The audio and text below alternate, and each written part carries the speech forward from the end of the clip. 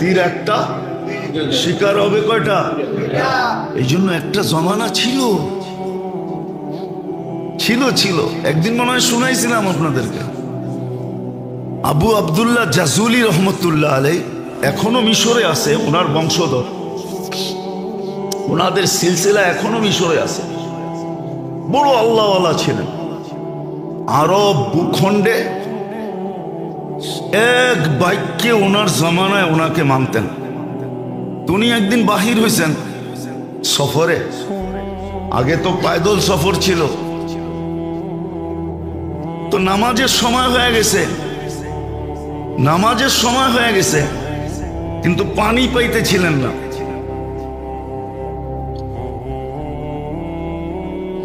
সময় সংকীর্ণ হইতেছিল, তালাশ করতে করতে কুয়াতোর সন্ধান মিলছে, কিন্তু কোনো বালতি পাইতেছিলেন না যে পানি উঠাবেন কি দিয়া।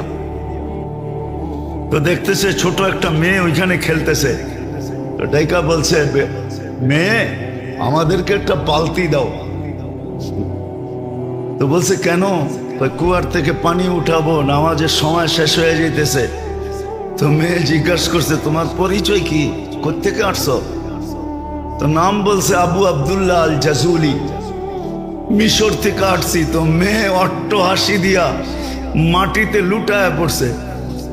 তো বলতেছে, ওই মেয়ে, তোরে বলতেছি বালতি দে, নামাজের সময় চলে যেতেছে, আর তুই নাম শুই না লুটায় পড়তেছ হাসতে হাসতে মাটিতে।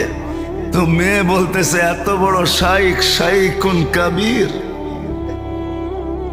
এত বড় শাইখ, সারা আরব ভূখণ্ডে তোমার নাম ফাইটা বেড়াইতেছে, ফাইটা যেতেছে, আর তুমি কুয়ারতে পানি উঠালে লেগা বালতি খুঁজতেছ, ঠিক না? এত বড় শাইখ হয়ে লাভ হইল কি? তো বলতেছে, চল শাইখ তোরে পানি উঠায় দিই। তো মেয়ে যায় কুয়ার ভিতরে থুতু দিছে, কুয়ার পানি উছলায়া উপরে উঠে গেছে। কয় শুধু উজু না, গোসলও কর। তো উনি উজু করে নামাজ পড়ছে। জিজ্ঞাসা করছে, ওই মেয়ে, তুই এত বড় বুজুর্গি পাইলি কি করা? বেশি কিছু না, আমি বকরি চড়াই আর সারাদিন আল্লাহ রসুলের উপরে দুরুদ পড়ি, দুরুদের কারণে আমি এই বুজুর্গি পাইছি। ওই দিন থেকে উনি নিয়াত করছেন যে আমি একটা কিতাব লিখবো দুরুদের উপরে। ওই কিতাবের নাম হলো দালাইলুল খায়রাত। উনি লেখছেন প্রতিদিনের এক দুরুদ, 7 দিনের 7 রকম দুরুদ, লম্বা। এক এক দিনেরটা পড়তে আধা ঘন্টার মতো লাগে, কিন্তু এটা পড়তে হলে এজাজত নিতে হয়, এজাজত ছাড়া পড়া যায় না, তাইলে আবার মাথা গরম হয়ে যাবে। হইতে পারে লুঙ্গি খুইলা পাগড়িও বানতে পারে, এটা এত জালালি।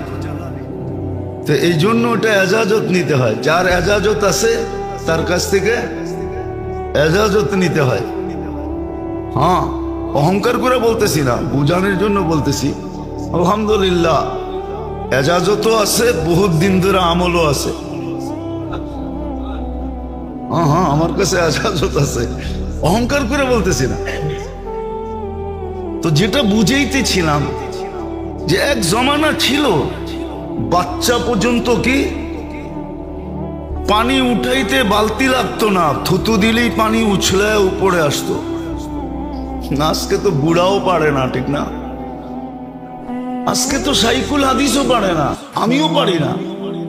আমি যে পারি এমন না, আমিও পারি না। আজকে তো সাইকুল হাদিসও পারে না। আজকে তো পিরানে পীর যারা নিজে করে বলে ওরাও পারে না। ওই জমানায় তো বাচ্চা পারতো, ওই জমানায় বাচ্চা পারতো, মহিলা পারতো, পুরুষ পারতো। কিতাব উঠান দেখেন না, কেরামতুল আউলিয়া দেখেন, পাবেন। হ্যাঁ, শাহজালাল রহমতুল্লাহ আলাই মুসল্লায় সুরমা পার হয়ে দেখায় দিছে দুনিয়াকে, কিয়ামত পর্যন্ত স্বর্ণ অক্ষরে লেখা থাকবে, না থাকবে না? হ্যাঁ, দেখায় দিছে। সত্য এটাই, সত্য। ভালো মতে ধ্যান দিয়া, কিন্তু শয়তান আমাদেরকে ধ্যান দিয়ে শুনতেও দেয় না। কেননা জানে একটা পর্ব থাকে, যখনই কোনো খোঁচা দেখবেন তখন মনে করবেন এই পর্বটা কবুলিয়তের ছিল। এই জন্য শয়তান খোঁচা মাইরা সবাইরে পিছের দিকে দেখায় দিছে। আর যদি চুপচাপ বসে থাকতো তাহলে হয়তো হইতে পারতো এই কবুলিয়তের সময়টা আমার উপরে পতিত হইতো। এই সময়টাই ছিল সোনা হওয়ার, আমি সোনা হয়ে যেতাম, কিন্তু শয়তান খোঁচা মেরা দিছে। কেননা শয়তান তো দেখে, আপনি আর আমি দেখি আর না দেখি। নাইলে বিদায় হজে আল্লাহ রসুল কেন বলতেন মুজদালিফায় কান্নার ভিতরে হাসা দিছেন? তো বলছি ইয়া রাসূলুল্লাহ, কান্নার ভিতরে হাসি তো আমার দোয়া কবুল হয়ে গেছে, শয়তান যাই না, ও যাই না গেছে বিদায় মাথায় যেভাবে মাটি মারতেছে আর কপাল মাথার জমিনের ভিতরে দুকাইতেছে, ওর দৃশ্য দেখে আমার হাসি আয়া পড়ছে। তো জানে কোনটা কবুলিয়তের মুহূর্ত। এই জন্যই আপনি করে মাঝে মাঝে খোঁচায়, কাউকে দেখা যায় দরজা ভাঙ্গা ঢুকায়, আবার ও আবার ড্যাঙ্গাইতে ড্যাঙ্গাইতে সামনের দিকে আইতে থাকে। এগুলো সব কবুলিয়তের সময়। ওই সময় শয়তান উশৃঙ্খলা পয়দা করে। তো যেটা বুঝাইতেছিলাম মেরে দোস্ত, ভালো মতে বোঝেন, কাজে দিবে। জীবনের বরফ গলা যাবে, একজনকে শুধু একটা দিয়ে আল্লাহ ফাঁসায় দিবে। হাদিসে আছে, এক ব্যক্তিকে কিয়ামতের দিন বলবে আমি খাওয়া চাইছিলাম, খাওয়াও নাই। আজকে যদি খাওয়াইতা তুমি ওই সময়, তাহলে ওই যে দেখো আমার বুপে মানুষ খাইতেছে 70 হাজার আইটেম, তোমাকেও খাইতে দিতাম। শুধু এক দিনের একটা আমল দিয়া ফাঁসায় দিবে। তো বন্দা বলবে আপনি কখন খাইতে চাইলেন? আপনি চাবেন আমি দিব না, এটা তো হইতেই পারে না। তো আল্লাহ চিত্র তুলে ধরবে, চিত্র, যে এই যে দেখো ভিক্ষুক হাত পাততেছে আমার নামে, যে এক লোকমা খাওয়ায় দাও।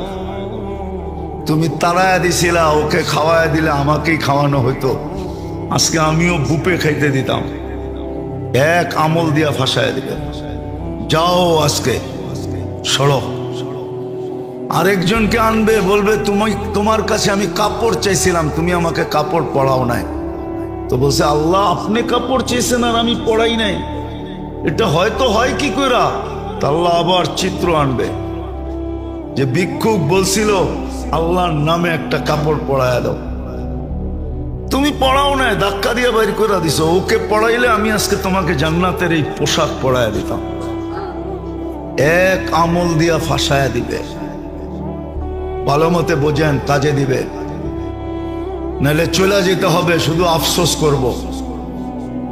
ওই দিন বলা হবে, কোরআনে লেখা আছে লুমু আনফুসাকুম ফালা তালুমুনি, নিজেকে নিজে যত গালি দিতে পারো দাও।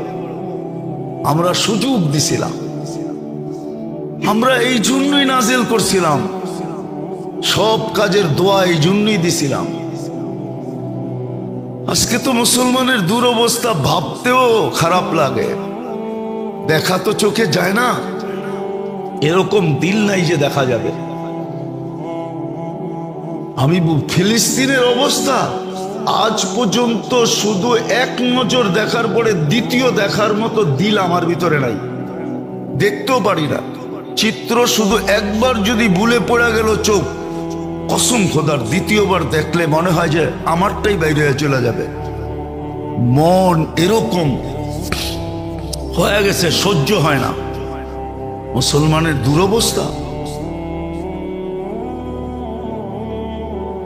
ভাবতে গেলেও এখন সারা রাত্রের ঘুম উড়া যায়। সত্য এটা। কেন এই দুরবস্থা হবে?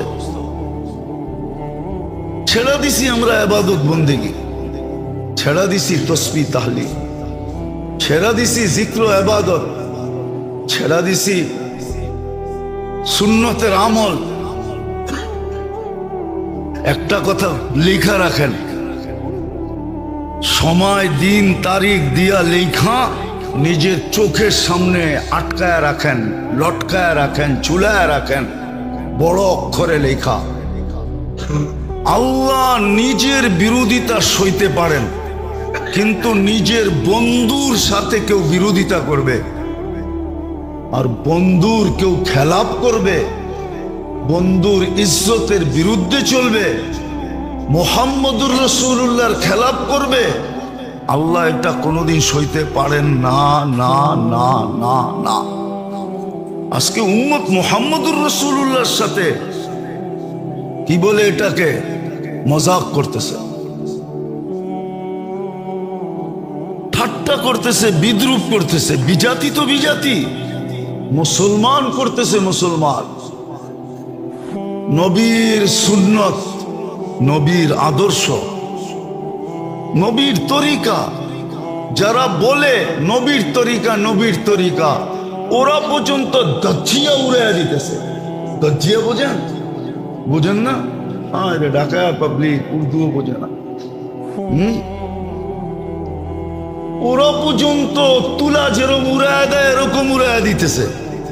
শুধু রাখছে তো দাড়িটা, রাখছে তো টুপিটা, না মুআমেলায় আছে, না মুআশারায় আছে, না আখলাকে আছে, না বিয়েতে আছে, না শাদিতে আছে, কিচ্ছুতে নবীর তরিকা নাই।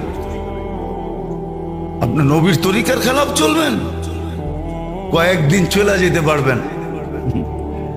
নিজের মনকে সান্ত্বনা দিয়া যে আমি তো আয়নায় মাঝে মাঝে দেখবেন, এই জন্য দেখবেন বেশিরভাগ যারা পাগড়ি পড়ে না, ওগুলো লোকে জ্যাবে একটা আয়নাও থাকে। কেন পাগড়ি বাঁধতে আয়না লাগে তো, নাইলে এটা সুন্দর মতো বান্ধা হয় না। শুধু সান্ত্বনা দিতে পারবেন, আমার কথা রাগ হয়ে যান না। আজকে নবীর তরিকা আমরা উড়াইয়া দিছি। আমরা সুখে থাকি কি করে, শান্তিতে থাকি কি করে? আল্লাহর হুকুমের নাফরমানি আল্লাহ মাইনা নিতে পারে, কিন্তু বন্ধুরটা মাইনা নিতে পারে না। আছে দুনিয়াতে প্রবাদ বাক্য আছে যে তুই আমাকে একা একই জুতা মারতি, আমার কোনো আপত্তি ছিল না, আমার সামনে আমার মেহমানের সাথে কেন এটা করলি? এটা সমাজে প্রচলন আছে।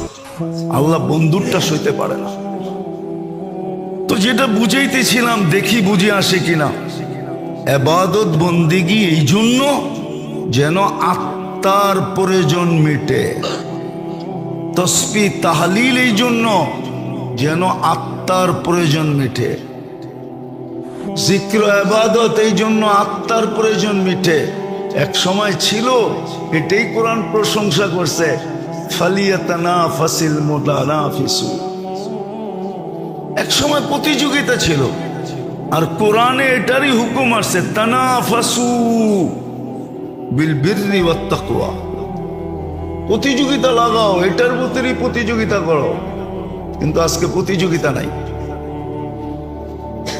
আজকে কেউ বসতেই চায় না, মানতেই চায় না, অথচ চিৎকার দিতেছে আমি নির্যাতিত, আমি নির্যাতিত।